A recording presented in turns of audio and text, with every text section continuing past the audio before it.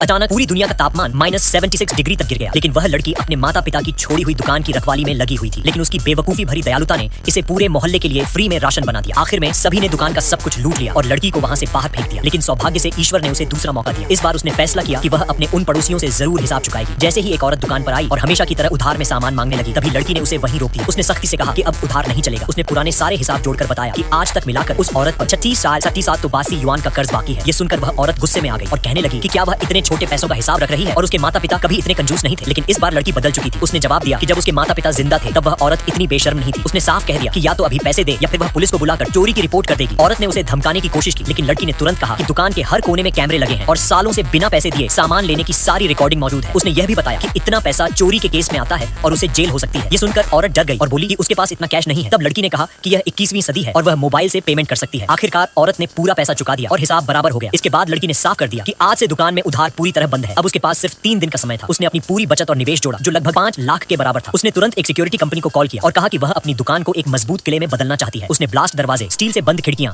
High voltage सुरक्षा और चारों तरफ इंफ्रारेड निगरानी लगाने का ऑर्डर दिया। उसकी सिर्फ एक ही शर्त थी कि यह सब काम 2 दिन के अंदर पूरा हो जाना चाहिए। इसके बाद उसने सबसे जरूरी चीज यानी बिजली के इंतजाम पर ध्यान दिया। पिछली बार बर्फबारी के तीसरे दिन पूरे शहर की बिजली चली गई थी और बिना बिजली के सारी चीजें बेकार हो गई थी। इसलिए उसने तुरंत जनरेटर सप्लायर को कॉल किया और 5 भारी डीजल जनरेटर और बैकअप के लिए 5 गैस जनरेटर ऑर्डर कर दिए। उसने कहा कि उसे पैसे की कोई चिंता नहीं है, बस सारा सामान आज ही पहुंच जाना चाहिए। लेकिन लड़की यही नहीं रुकी। उसने सोचा कि अगर डीजल खत्म हो गया तो क्या होगा। इसलिए उसने 20 टन डीजल और 50 टन गैस का भी इंतजाम किया। साथ ही उसने 20 सोलर पैनल और बड़े बैटरी पैक भी मंगवा लिए ताकि किसी भी हालत में बिजली की कमी ना हो। आसपास के लोग यह सब देखकर हैरान थे और आपस में बातें कर रहे थे कि वह आखिरकार क्या रही है। इसके बाद उसने खाने पीने का इंतजाम शुरू किया। उसे पता था कि दुनिया के अंत में सबसे कीमती चीज खाना ही होता है। इसीलिए उसने एक स्लॉटर हाउस से 50 सुअर, 20 भेड़ और 50 मुर्गियों का ऑर्डर दिया और कहा कि सब कुछ काटकर वैक्यूम पैक करके फ्रीज कर दिया जाए। उसने जल्दी डिलीवरी के लिए ज्यादा पैसे देने की भी बात करी। इतनी बड़ी मात्रा में मांस देखकर लोग हैरान रह गए और मजाक उड़ाने लगे कि क्या वह कोई मीट फैक्ट्री खोल रही है। लेकिन लड़की ने कहा कि वह धीरे धीरे सब इस्तेमाल करेगी और जरूरत पड़ी तो बेच भी देगी। उसे अब किसी की बातों से कोई फर्क नहीं पड़ता था। इसके बाद उसने जरूरी राशन जमा करना शुरू किया। उसने चावल और आटे की एक 100 बोरियां खरीदी। इसके साथ ही बाजरा, मक्के का आटा और हर तरह की दालें भी जमा कर ली। उसने खाना बनाने का तेल भी खरीदा और नमक का खास तौर पर स्टॉक किया, क्योंकि उसे पता था